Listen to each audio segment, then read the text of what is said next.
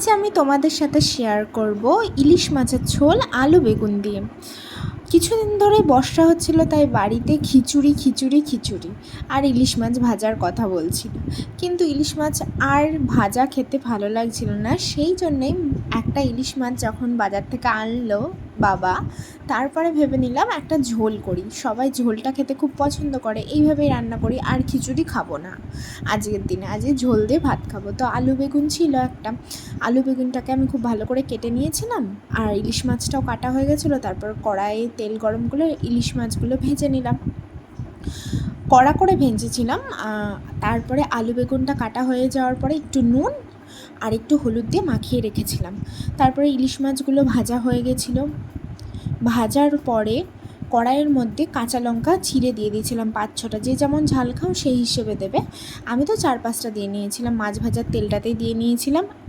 তারপরে আলু আর বেগুনটা দিয়ে দিয়েছিলাম। ফার্স্টে আলুটা দিয়ে দিয়েছিলাম, আলুটা ভাজতে একটু সময় লাগে, আর তারপরে বেগুনটাও দিয়ে দিয়েছিলাম। বেগুনটা হালকা ভেজেছিলাম, ওটা অনেকক্ষণ ধরে ভাজিনি, বেশিক্ষণ ভাজলে গলে যাবে বলে। তারপরে একটা বেটে রেখেছিলো একটা মশলা, সেটা আদা, জিরে আর শুকনো লঙ্কা, এইটা দিলেই ব্যাস, তোমাদের আর কোনো মশলা দিতে লাগবে না। দারুণ হবে ঝোলটা খেতে। অনেকে কালো জিরা ফোড়ন দিয়েও করে, কিন্তু আমি কালো জিরা ফোড়ন দিয়ে করিনি, আমি এইভাবে করেছিলাম। তো তারপরে একটুখানি মশলাটাকে ভেজে নিলাম যাতে কাঁচা গন্ধটা কেটে যায়। তারপরে আলু বেগুনের মধ্যে আরেকটু নুন আর একটু হলুদ দিয়ে দিলাম স্বাদ মতো, হলুদটা কালারের জন্য দিয়েছিলাম। আর আমি কিন্তু এখানে কোনো রেড চিলি পাউডার ব্যবহার করিনি। এরপরে জল দিয়ে দিলাম ঝোলের জন্য, যতটা পরিমাণ তোমরা ঝোল খাবে ততটা পরিমাণ জল দেবে।